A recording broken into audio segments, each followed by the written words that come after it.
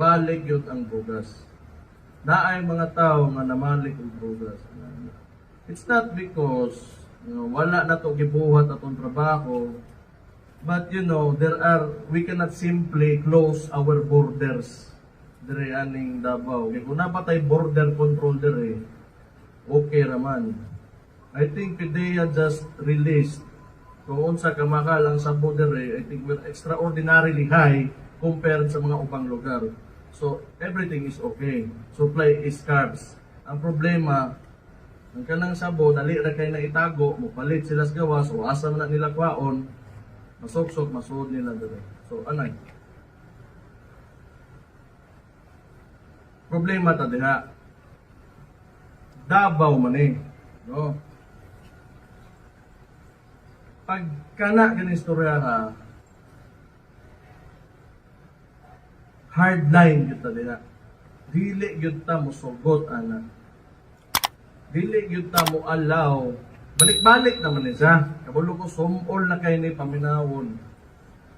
Balik-balik naman Pero di gyud ta mo allow.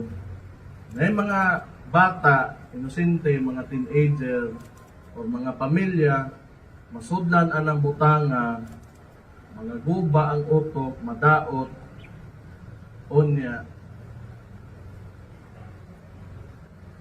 So, I hereby declare a campaign that this city is at war against drugs. Buot pasabot ana, pasinsahay ta. Tagaan ta mog oras, muhawa mo dire, gabaligya mo droga. If you are selling drugs sa mga bata, sa mga breadwinner sa pamilya, o bisag kinsa pa diha, hawa na karon. Kay napulan nami, di mi gusto ingon ana dire. So this will be your chance to get out of this city. Pwede gani, sorry, nag-ingon ako, daan karon, gawas mo diha o hawa mo dire, hindi mo maundang pat yun pa mo.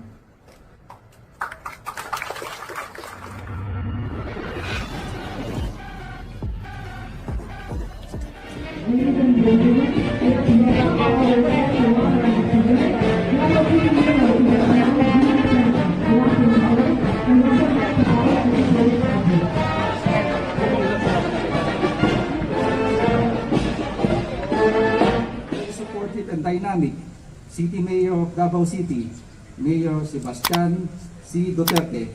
A round of applause, please.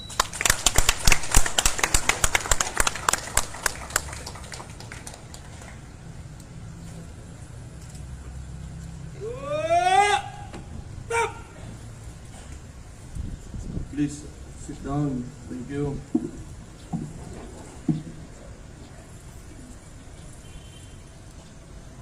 Police Brigadier General Wilson B. Soliva, outgoing City Director Police Colonel Alberto Panyalupas, incoming City Director Police Colonel Richard P. Batang, Police Lieutenant Colonel J.G. Clamor, Police Colonel Gilbert C. Ilagan, Councilor Luna Acosta, Mr. Angel Sumagaysay, Colonel Darin Comea, fellow workers in government, o sa atuan tanan dere, may hapon sa inyohan tanan. Sir! So first of all, dako kong pasalamat sa Police Colonel Lupas. Thank you kaayo sa tanan nimong trabaho o tanan nimong sakripisyo para sa atong mga pinalanggang Dabawin niyo. Salamat gid kaayo.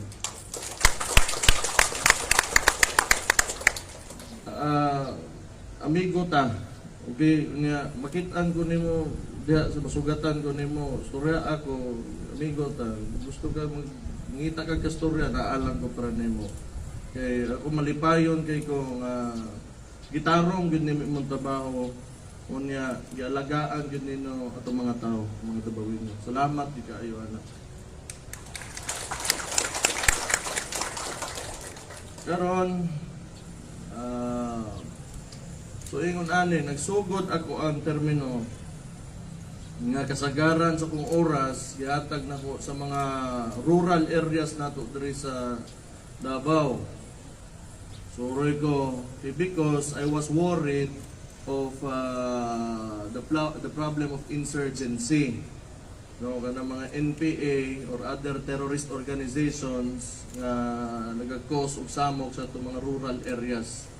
So mo na kay layo man gud sila kay nanglan giuna to nako kay basigon niya na declare na ta nga insurgency free mobalik ng problemaha. So mo nang isa sa ko ang mga pinaka ginakahadlokan because these groups manggod are terrorists and they will do anything to harm people to get what they want. So mo na suroy ko sa bukid, Pakibato, Marilog. Kanya dito po, mga tao medyo usahay gutom. Yan natay nagka-abaka crisis ta, wala nila gipang palit ng mga abaka dito sa mga lumad, mga natibo dito. Wala na sila mapalit pagkaon. So, problema po, so, sige kong atiman dito. But it's getting better naman po. Okay naman. Kunya so far, ang ato ang mga tao dito, hindi naman gitpot sila kuno ganahan mo balik o mutuo dito speakas. So maayo ang ato ang ilang tan-aw sa gobyerno karon. Nalipay sila nga makabati gid sila gobyerno dito. So karon pag-abot paghuman ana mga late last year and antodron around November, December, antodron. So medyo nag-shift akong focus, but still I still go to the rurals. There is urban areas na to. Ang problema, istorya na ko mga kapitan, istorya na ko mga kagawad, nangutan na ko, wala may infrastructure problem. Di man na pag-bukid, nga wapay tulay, wapay dalan. Ang observation yun nila, ning balik yun ang drugas. Naay mga tao nga namalik ang drugas. It's not because wala na to gibuhat atong trabaho, but you know, we cannot simply close our borders diri aning Davao. Kay kung napatay border control diri, okay raman. I think PDEA just released kung unsa kamakal ang sabo diri, I think we're extraordinarily high compared sa mga ubang lugar. So everything is okay. Supply is scarce. Ang problema, ang kanang sabo dali ra kay na itago, mopalit sila sa gawas o asa man na nila kwaon, masuksok masud nila diri. So ano? Problema ta diha. Davao man no? Pag kana gani istorya ka, hardline gyud ta diha. Dili gyud ta mo sugot ana. Dili gyud ta mo allow. Balik-balik naman ni sa. Kabalo ko sumol na kay ni paminawon. Balik-balik naman ni. Pero di kita mo allow na yung mga bata, inosente, mga teenager or mga pamilya masudlan anang butanga, mga guba ang utok, madaot, onya. So, I hereby declare a campaign that this city is at war against drugs. Buot pasabot ana, pasensya kay ta. Tagaan ta mog oras, muhawa mo dire, kung gabaligya mo droga, if you are selling drugs sa mga bata, sa mga breadwinner sa pamilya, o bisag kinsa pa diha, hawa na karon. Kay na pulan nami, di mi gustog ingon ana dire. So this will be your chance to get out of this city. Pwede gani, sorry, nag-ingon ako, daan karon, gawas mo diha o hawa mo dire, hindi mo maundang patyon ta mo.